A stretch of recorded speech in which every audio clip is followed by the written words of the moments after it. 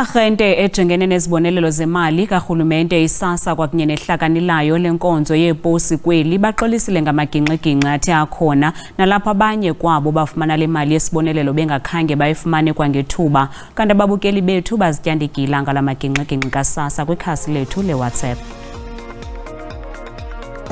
Abantu bakuthi bachaneke kakhulu. Okokuqala thina sisezilalini la nto kuthiwa zilali nyani, yabona ke usuke edolophini uhambela mahala into ethetha ukuthi uyiste i-R100, so ingase kwixesha elizayo babacingela abantu bakuthi bachanekile kakhulu enkosi.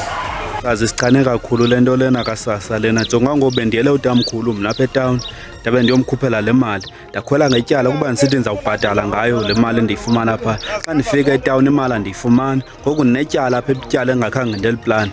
Ingase ngaphinde yenzeke le nto tu. Lento ichaphazele imindeni eminingi. Uyabona nje mina la khona amanye ama-customer abangakwazanga ukuthi enze ama-payment awo ngenxa yokuthi ibonelelo zabo abakwazanga ukuyithola.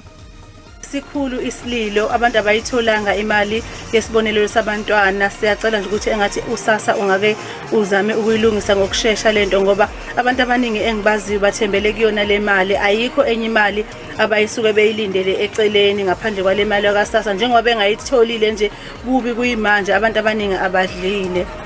Mina ngibona nje ukuxolisa kwabo sekuyikho nje ukuthi bebike izaba izinto engezukusiza ngalutho. Into okufuneka ngabe bayayisho bona ukuthi kubantu imali yabo showcase bazoyithola nina, bahambe beyohola imali yabo, ngoba abantu abaningi bagibele besuka emakhaya kuyadula ukuya edrobheni beyofuna le mali. Mabe ngasayitholi le mali abasenayo manje imali yokubuyela emuva, ngoba bebethemba ukuthi bazofike bahole baphathe nokudla kwezingane. Ndidinwe umsasazi ndisuka khona ngoku kuloo posi leyo. Lusuku lwesithathu namhlanje siphinde sabheka eposini, ndiyaphinda ndibuya ndiphaca futhi. Usasa ngalamagingxigingxi athe wenza fanele uba ayidablishe imali yepeyi, ngoba ngoku abantu bagaxeleke ematyaleni ngenxa yamagingxigingxi kasasa.